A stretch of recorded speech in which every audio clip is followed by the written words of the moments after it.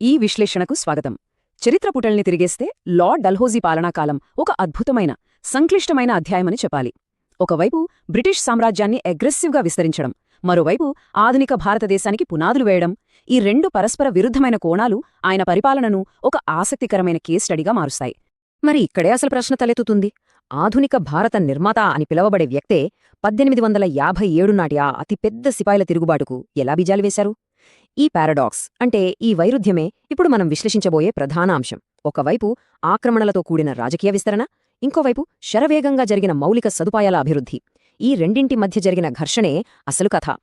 1848లో కేవలం 36 వయసులోనే lord Dalhousie governor జనరల్గా బాధ్యతలు తీసుకున్నారు. భారతదేశ చరిత్రలోనే ఆయన అత్యంత పిన్న వయస్కుడైన గవర్నర్ జనరల్.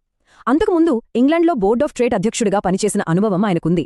ముఖ్యంగా అక్కడి రైల్వేల అభివృద్ధికి సంబంధించిన తన అపారమైన నైపుణ్యాన్ని నేరుగా కలకత్తాకు తీసుకొచ్చారన్నమాట. ఈనాటి మన విశ్లేషణలో ప్రధానంగా 5 అంశాలను చూద్దాం.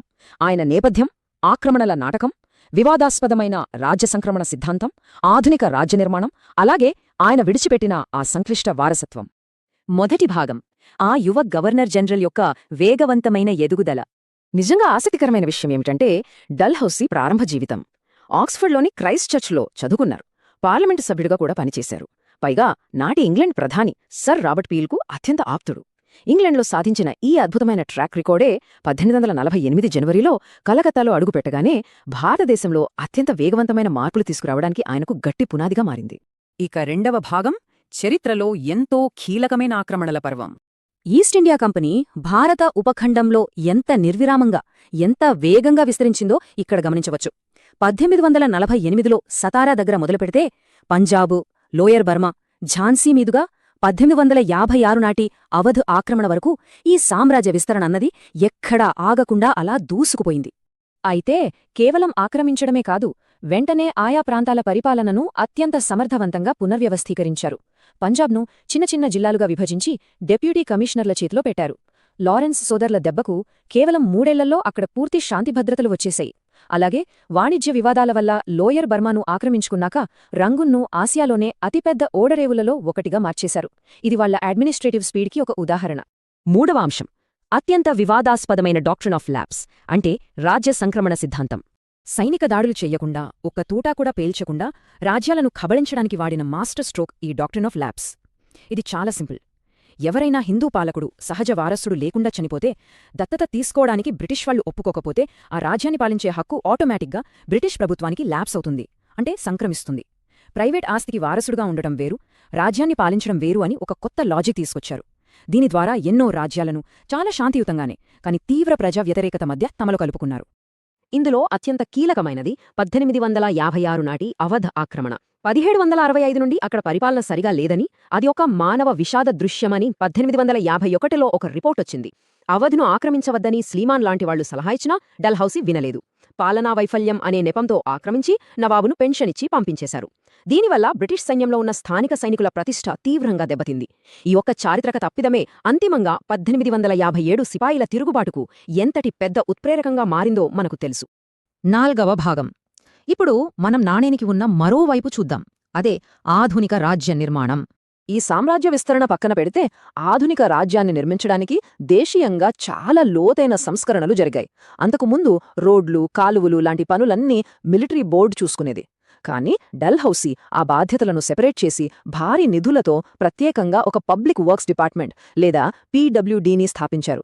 భారతదేశపు ఇంజనీరింగ్ సర్వీస్కు ఇదే అసలైన పునాది. దీనివల్లే 1854లో పూర్తయిన అప్పర్ గంగా కాలువ లాంటి భారీ ప్రాజెక్టులు శరవేగంగా సాకారమయ్యాయి. ఇక ఇండియాలో రైల్వేల విషయానికి వస్తే దీని వెనక 3 స్పష్టమైన లక్ష్యాలున్నాయి. 1 వాణిజ్యపరమైన ఆర్థిక అభివృద్ధి, 2 పరిపాలనాపరమైన కేంద్రీకృత నియంత్రణ, 3 రక్షణ కోసం సైనిక బలగాలను వేగంగా తరలించడం. ఈ 3 పిల్లర్స్ మన దేశ భౌగోళిక, ఆర్థిక ముఖచిత్రాన్నే శాశ్వతంగా మార్చేశాయి. 1853లో ఆయన తీసుకొచ్చిన రైల్వే మినిట్ భవిష్యత్ విధానానికి ఒక బ్లూ ప్రింట్ లాంటిది. ముఖ్యంగా పెట్టుబడిదారులకు కనీసం 5% వడ్డీ గ్యారంటీ ఇచ్చే ఒక వినూత్నమైన సిస్టమ్ ద్వారా మౌలిక సదుపాయాల్లోకి భారీగా పెట్టుబడులను ఆకర్షించారు. ఈ మాస్టర్ ప్లాన్ వల్లే 1853లో బాంబే నుండి థానేకు ఆ చారిత్రాత్మకమైన మొదటి రైలు పరుగులు తీసింది. 4000. ఈ నంబర్ చాలా ఇంపార్టెంట్. డల్హౌసీ హయాంలో సుమారు 4000 మైళ్ల పొడవైన టెలిగ్రాఫ్ లైన్లను వేశారు. ఒక్కసారి ఊహించుకోండి, కలకత్తా, బొంబాయి, మద్రాస్, పెషావర్ లాంటి ప్రధాన నగరాలన్నీ క్షణాల్లో అనుసంధానమయ్యాయి. ఈ టెలిగ్రాఫ్ వ్యవస్థే ఆ తర్వాత వచ్చిన 1857 తిరుగుబాటును అణిచివేయడంలో బ్రిటిష్ వారికి ఒక బ్రహ్మాస్త్రంలా ఉపయోగపడింది. అరాణా వినడానికి చాలా చిన్న మొత్తంగా అనిపించవచ్చు, కానీ ఆధునిక తపాలా వ్యవస్థలో ఇదొక సంచలనం. దూరాన్ని పక్కన పెడితే దేశమంతటా ఒక పోస్ట్ కార్డ్ పంపడానికి ఒకే విధమైన ధర, అంటే ఈ అణాను ప్రవేశపెట్టారు. ఇది ఇన్ఫర్మేషన్ పాస్ చేయడాన్ని పూర్తిగా డెమోక్రటైజ్ చేసింది, సామాన్యులకు సైతం అందుబాటులోకి తెచ్చింది. భారతదేశంలో తొలిసారిగా పోస్టేజ్ స్టాంపులు పరిచయమైంది కూడా అప్పుడే సుమా. కేవలం మౌలిక సదుపాయాలే కాదు, విద్యారంగంలో కూడా సమూలమైన మార్పులు తీసుకొచ్చారు. 1854 నాటి సర్ చార్లెస్ వుడ్స్ డిస్పాచ్ను భారతదేశపు మేధోపరమైన చార్టర్గా చెబుతారు. ప్రాథమిక, మాధ్యమిక, కాలేజీ స్థాయిలో ఒక సిస్టమాటిక్ విద్యా విధానాన్ని ఇది డిజైన్ చేసింది.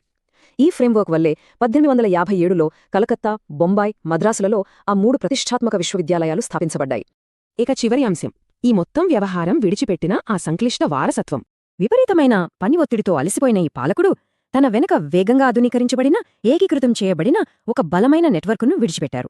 రైల్వేలు, టెలిగ్రాఫ్, మోడర్న్ పోస్టల్ సిస్టమ్ లాంటివి ప్రవేశపెట్టినందుకు చరిత్రలో ఆయనకు ఆధునిక భారత నిర్మాత అనే ఒక గొప్ప, కాని అంతే సంక్లిష్టమైన గుర్తింపు దక్కింది. చివరిగా ఒక ఆలోచింపజేసే ప్రశ్నతో ఈ విశ్లేషణను ముగిద్దాం.